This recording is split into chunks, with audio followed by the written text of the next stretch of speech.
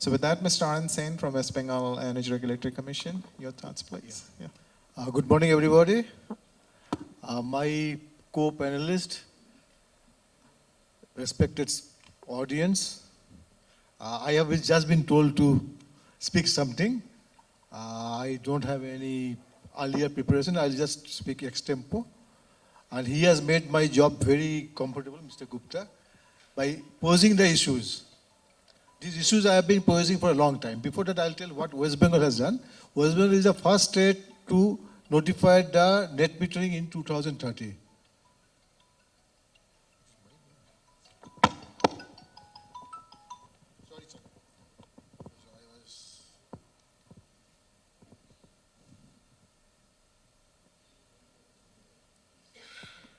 West Bengal is the first state to notify this net metering and rooftop solar in 2013. After that, we don't find much of success. We are the first state also to allow the Calcutta airport, though it was a ground-mounted 15 megawatt solar, allowed it to be treated at par with a rooftop to give it a net metering facility in consultation with the private distribution licensee CSC. So they had a lot much of, RPO due, so we asked them and they ultimately agreed. And that's helped Calcutta airport is today is basically more or less zero importing the power based on the net metering. So those are some of the bright spots, but as he rightly pointed out, the apathy of the distribution licensee on really allowing the rooftop solar to happen. Now, if you see the numbers, what have been told by our Mr. Girish, that the RTS target of Government of India was 40 gigawatt, or it is still today. I don't not say, still it is 40 gigawatt, and with lot of persuasion, we could achieve only 4 gigawatt by another 1.5 years to go, maybe 2 years to go, maybe. Majority of the 4 gigawatt have happened basically in the government places, schools, hospitals, which are basically forced by the, like Mr. Gupta, the government people on the DISCOMs, where DISCOM has no other way to accept it. Once you go back to the private license, the pro-consumer, what you call it, producer and consumer, I had very bitter experience with most of the people, those who approached me, with lot of persuasion with the distribution licensee. Even it took the commission to see that this is happening in after a span of 3 months, after they installed the rooftop solar. Now, why it is so? Let us try to understand. Before, going to this, basically, when Mr. Tripathi was a Secretary Renewable MNRE, I came with number of issues with him. I told, look, the distribution licensee, when he goes for a rooftop solar, which is basically distribution generation in a fragmented way in a LTE network. First, you have to understand what is the difference between a LTE network generation injection and what is the HT network generation injection.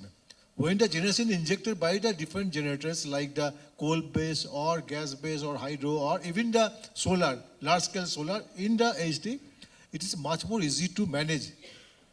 And distribution licensee basically don't manage. It is managed by the TASCOs and all those SLDC, state load center. But when it comes to the LT level, number of issues comes. So first issue comes, it is very distributed. He doesn't know when it will come, when it will go. It creates a lot of harmonics problem in the quality of the power. It creates the, suddenly something and other may happen. I think different discussion we have seen that a lot of issues are also there in addition to a lot of advantages. Right now, why you are talking about so much of technology intervention when we have been only coal power, we have not required it at all. All those technological intervention in the form of your smart meters, all those things, these are all basically need of the day because we are slowly switching over to the renewable energy and more so with the distribution type of generation. So what I requested him, please look, the 30%, that time the government subsidy was 30%. I told, as a regulator, I don't want this 30% to be given to the pro-consumer. You give it to the distribution licensee. He asked me why. I told, look very clearly, because first the net metering, though we are the first to introduce net metering and also our regulation of the forum of regulators before this new regulation which have notified recently by the forum of regulators, it was on favor of this net metering only. Last time we have notified something net, I mean not metering, net amount, I mean adjusting. So, but try to understand that net metering makes the perpetual, I mean, adjustment of the money, even your cost of sale or the cost of purchasing of power goes up high every year by 1%, 2%, 3%, 4%, 5%. In a span of 25 years, he may be getting 4 to 5 times more than the rate what he was envisaged during the time of installing his rooftop. So net metering, we should come out. The moment I want to come out to net metering, I have to go for a what we call feed-in tariff, which is being practiced by mainly the Germany has started with, and now most of the people are taking. So feed-in tariff, it basically based on the what is the investment, what is the return of equity, all those things, it can be calculated, and CERC also start on notifying the feed-in tariff for the solar.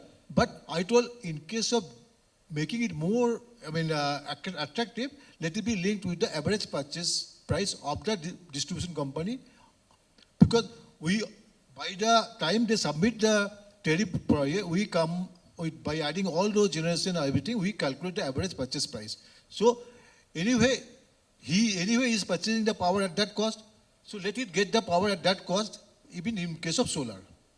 So once he get the power, he should have, and also the, as such, your generation cost of solar is about, say, about 1 rupee or 1.5 rupee lower than the generally average cost of purchase as on today, and it will further going to widen. So even, so that will help. And tomorrow also you can say average cost of purchase minus 10%, minus 5%, like this, whatever. Maybe you can give a very clear visibility.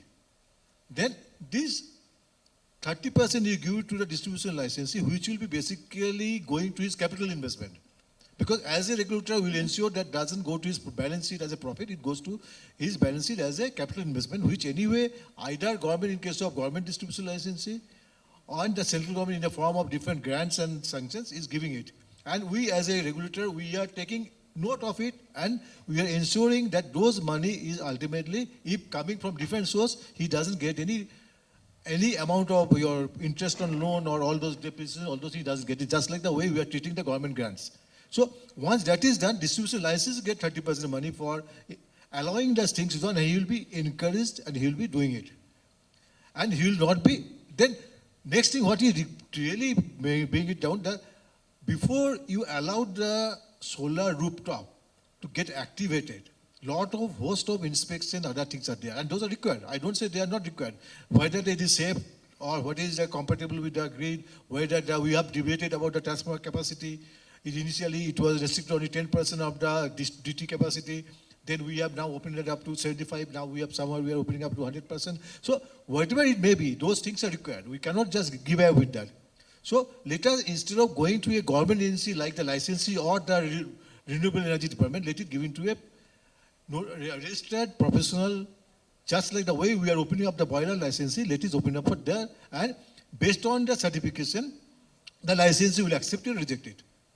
And as the professionals, I mean the certifying agencies, that I mean most of the areas in all the advanced countries, so it will be done with the professional, not with the intention of I don't have time, I don't have money, I don't have pay. So if you're really interested in seeing the rooftop solar, which is happening in a big way, and is it required also, because it gives us a zero AT&C losses. First, it makes the future ready in the form when we will be slowly switching over to microgrids, because why are you talking about microgrids? Microgrids is the future. Let us accept it. Whether it is 5 years time or it is 10 years time, it is going to come.